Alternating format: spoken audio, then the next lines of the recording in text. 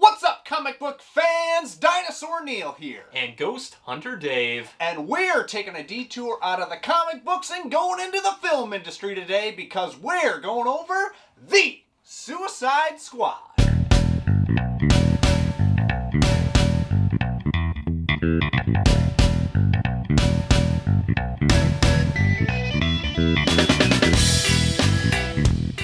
So Neil, The Suicide Squad. Yes. The Suicide Squad. Not to be confused with Suicide Squad. I'm glad you cleared that up. Have you ever experienced a franchise where the first movie and the second movie were so different in quality outside of Wolverine Origins? Shit. No. And I'd go as far to say the first one might be the worst comic book movie ever made. This next one might be one of the best comic book movies ever made. Wow. What a span of quality. That is correct. I will say that the original Suicide Squad, is the worst movie I've ever seen in the theater. I think I can firmly stand by that. The thing is, I've seen Suicide Squad many times because I keep thinking, like, is it that bad? It's worse. It's worse. It never gets better. No, it gets worse on every one. You find something else to hate about it. Yep. And, like, we're not just gonna go and kick a movie that everyone has universally decided was dog shit. Yep. And probably by no fault of the director, David Ayer. It seemed like there was a lot of studio tampering. Yeah. But the end result is a terrible movie that you would never expect more to be made, even though it did make a lot of money. Yeah. But it was, universally decided it was terrible. Yep. But they gave it another shot. They went back in there. They got the gang back together, and they got a surefire bet with director James Gunn. Gave him free reign. Yep. Let him do his thing. We ended up with an amazing movie that made no money whatsoever. Yeah. So yeah. I'm curious to see if we're going to get any more of these, because I would love more in this formula, but I don't know if we're going to get it. Yeah. So I think this is a good example. I'm not going to compare it to this first one very much longer after this, but like... just one more thing. Yeah, just one more thing. And it doesn't have to come down to the movie. It comes down to the process. If you give a director who's got a vision something, let him do it. Yeah. Just let him do it. Because Back off, man. It's always better. Yes.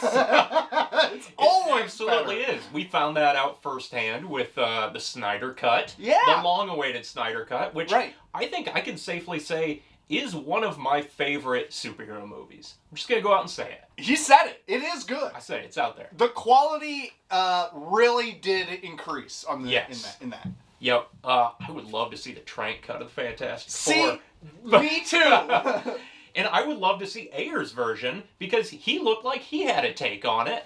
And then they just, like, pumped it up and made it goofy. They made it Guardians of the Galaxy. Yeah, because they did. It came out shortly after that, and Guardians was a big ol' hit. So they were like, let's turn this into a fun, poppy affair. Let's put a bunch Guardians. of licensed music into it. Yep. And then it's amazing that it went full circle back to James Gunn. They're like, can you just make it Guardians of the Galaxy?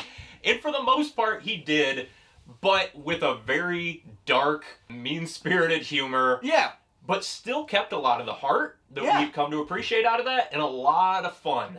It did. It let James Gunn really stretch all the muscles that he's worked over his entire career. So, I mean, we don't often talk movies on the show. Yeah. We generally stay in our corner of comics, and weird comics at that. Yeah. Because everyone else is more known for movies. Yeah. So we're not just going to, like, run through the plot or anything, because if you're watching this, you know what we do, and we're not going to bore you with details on that. Yeah. We're just going to, riff a bit, talk about some of our favorite moments, some of the things that I thought were interesting about it. Right. It's amazing how much shorter this felt, even though it was 40 minutes longer than the original Suicide Squad. Yeah. And that brings to, I think it was a Roger Ebert quote where he said something like, no bad movie is short enough and no good movie is long enough. And I felt like that played into this. Like, there were times when we were pausing it to, like, go and grab a drink or something, and we were like, oh shit, we're only an hour in. I'm like, all right, Yeah, we got a this lot is more to go. awesome. This is great. Yeah. I'm really looking forward to like more shenanigans. Yeah, there are some slower bits to this movie,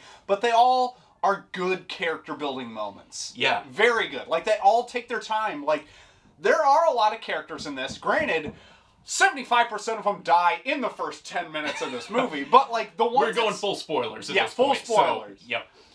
The remaining ones all get pretty much a good fleshed out backstory. They do. And that is something that we didn't get in the first one. I No. would say we didn't get any backstory. No. Even though it literally like told a backstory on screen. You had to read it. Yeah. But this one, James Gunn is very good at taking kind of a despicable character, having them be despicable for the entirety of the movie, but giving them like one very short scene where you just get a glimpse into their mind or their past, and it's just enough that you're like, okay, there's a whole nother dimension to these guys that I would not have guessed, and in another director's hand, they either would have skipped over it entirely or been like way too in your face about it. Yes. So this had an amazing cast. I mean, all the stunt casting of the people that got killed off right away. Just incredible. And I mean, we all knew it. We were taking bets right along there with the office workers on who was going to live or die. I don't think we imagined they would all die right off the bat like that. The trailers did a very good job of hiding that portion. They gave, in the trailers and all the pre-stuff, gave, like, equal amount of time to every single one of them characters. It was such a brilliant move by Gunn and the team there to do that, because you didn't know who was going to be in that final team to actually or wind up living in the end. Yeah, and you're like, it could be any of them. It really could have been. When Weasel jumps out of the helicopter and immediately drowns, I thought that was just perfect. Brilliant! They're like, so did brilliant. anyone check if he could swim? Yeah. And I love that it shows like the group, the organization that's running this is not a amazingly well-oiled machine. No. Like, there's oversights and people that are lazy at their job, and like, shit just happens. Yeah.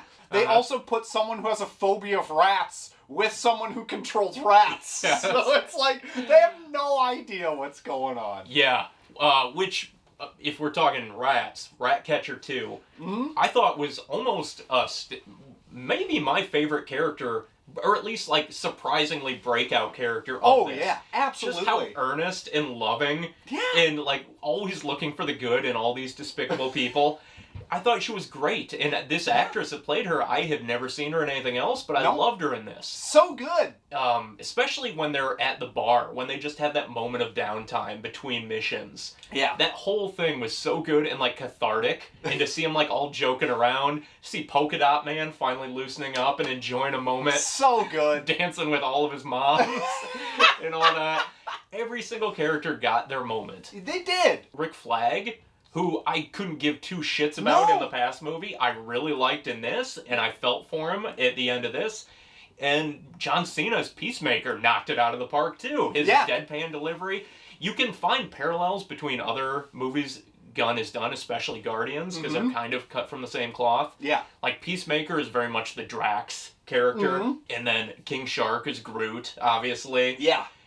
But they're different enough in the fact that DC has given him the wiggle room to, like, go hard R. Yeah. You know, like, they're bad guys. You're not hanging with Marvel anymore. You're with the cool kids. Do whatever you want. It's not going to make any money, but do whatever you want. And he does. And, like, there are moments where he pushes the envelope, but it's usually for a laugh. I didn't feel like any of it was gratuitous in the fact that, like, he's just, like, fucking grossing us out or something. No, none of that. It was all in good fun. One of my absolute favorite moments in this is where the second team, our main Suicide Squad, gets on the beach. They're going towards the capital of Corto Maltese. Corto Maltese, because they need to overthrow that government. Yep. And they're going through, and they find this, like, guerrilla group of soldiers, and Bloodsport and Peacemaker are just, like, having a pissing contest on who can kill the most of as they're walking through the forest. And they're just offing people left and right, sneaking up behind them, killing them. And then they get to the tent and find Flag, who they think is being held captive, but he's actually been rescued by these people, and they're a freedom fighter group that wants to overthrow the government, and they realize they just butchered, like, this entire squadron of innocent soldiers. James Gunn, not afraid to go big. No, not at all. And we are treated to a DC villain that I don't think anyone ever expected to see make the silver screen debut. No. And it ended up being an amazing take on Starro the Conqueror. Yeah. A character so ridiculous, I don't think he's ever been used as anything more than a joke. No. And they make him terrifying and sympathetic by the end of it. Yes. Loved it. Same! James Gunn is perfect at taking these super weird C-list villains, like Ego the Living Planet, for God's sakes, in Guardians of the Galaxy 2. Taking these big, literally big concepts and thrusting them into, like, a story that works for him. And it was just so grody, too. Yeah. Like, yeah. It was Starro in a way that I've never pictured Starro, where, like, when that little suction cup starfish goes on someone, they are done for, and it is eating their face. Yes. You're dead. Yep. You are a Starro subjugate at that point. Yes. I also want to bring up Harley Quinn. Yes. Because it seems fitting. Yeah. I am not the biggest Harley Quinn fan. Yeah. Wouldn't you know? Agree. But I thought she was handled very well in this. I feel like for one, I think Margot Robbie does a great Harley Quinn. Yeah. I'm not a huge Harley Quinn character fan, but I think she does great, just like I think Ryan Reynolds does a great Deadpool. Yeah. Even though I'm not the biggest Deadpool fan. Yeah. But I feel like she's gotten better with every on-screen appearance. Where Birds of Prey was pretty fun. I thought she was really good in it. And in this one, she's maybe at her best. She has kind of her own character arc that they touch on, which I thought was really good. Her kind of coming to the realization that she needs to just eliminate these toxic men from her life before they like turn into the Joker and haunt her forever. Yeah. I thought she was funny. I thought, for one, like, I think the script writing was better in this. But as a character, I really enjoyed her in this in ways that I have previously not. Yeah, I would agree. See, I'm in the same boat where I don't care for Harley Quinn, the character, that much. I think she gets old really quick, in my opinion. Well, she was, like about the only returning character. Yeah, I mean, the only one that other lived. than Rick Flag. No one's buying Captain Rick Flag Boomerang. merch. Yeah. He returned and got immediately chewed up by a helicopter. Yes, I did like that. But every time where I think I'm, like, kind of had enough of her, she'll, like, whip out a really funny line that catches me completely off guard. And I'm like, okay, that's pretty good. And I would say her action stuff is so consistent. Yeah. It's so good. I was listening to a podcast, I think, where they talked about how she's goofy and jokey when she's not fighting, but then when she fights, she's, like, all business. Like, all seriousness, there's no joking, she's just butchering people.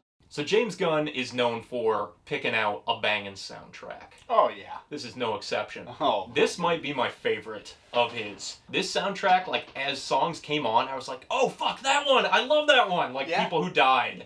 Or he had the Fratellis in there. He had a lot of these bands that I'm like, oh, I didn't expect to ever hear that in a movie. No, I think, So, with Guardians, he had that specific niche that it was Star-Lord's, that's his time period. Yeah, that's all he listens to. Yep. Yeah, so when he got, like, the opportunity to just throw it in, now we know the first Suicide Squad was just riddled with all this, licensed music, but it was so awful and out of place and terrible. And it was literally, like, 3 separate songs in 3 minutes. Yeah. Just boom, boom, boom. One ended, another one just abruptly cut in. Right. And there is, like, 1 or 2 moments where that happens, but at least it's, like, natural to the flow of the story. It's not grating. It's not like, oh, like, why would you pick something like that? Yeah, exactly. And it's not like Sympathy for the Devil or these, like, really well-known, like, things. They're, like, deep cuts or other off things you haven't heard in a while. Like, exactly. It's good stuff. It's something that it's more, like, thematically associated with it, rather than, like, they say devil in this and she's kind of like the devil. So it's the only option. Exactly. The only other option was the devil went down to Georgia. Right.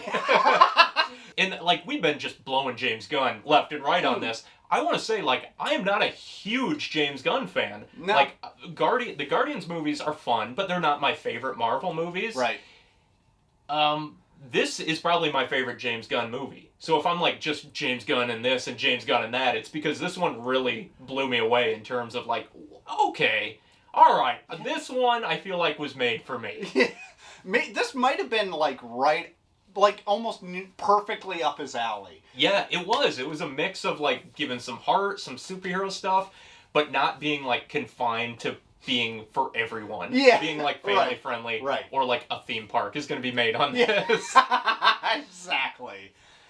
Yeah, because I mean, like, yeah, he did Slither. He wrote Dawn of the Dead. And, right. Like, all these, like, Super with Ray Wilson. Oh, God. This felt the most like Super of any of his movies. Super and Guardians is Suicide Squad. And I'm like, that is what he does best. It's probably the best DCEU movie out there, if you're going to consider it part of that.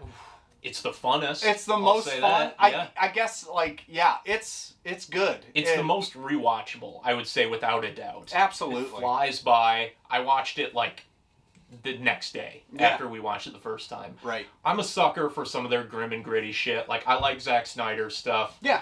Wonder Woman was a ton of fun. That's true. Shazam and Aquaman were fun, but I would put this way on top of those in terms of my own personal enjoyment. Yeah.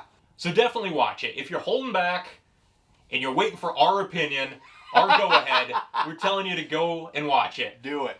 I'm sure there's lots of stragglers that were like, I got burned on the last Suicide Squad. I don't want anything to do with it. It's kind of a cursed property right now.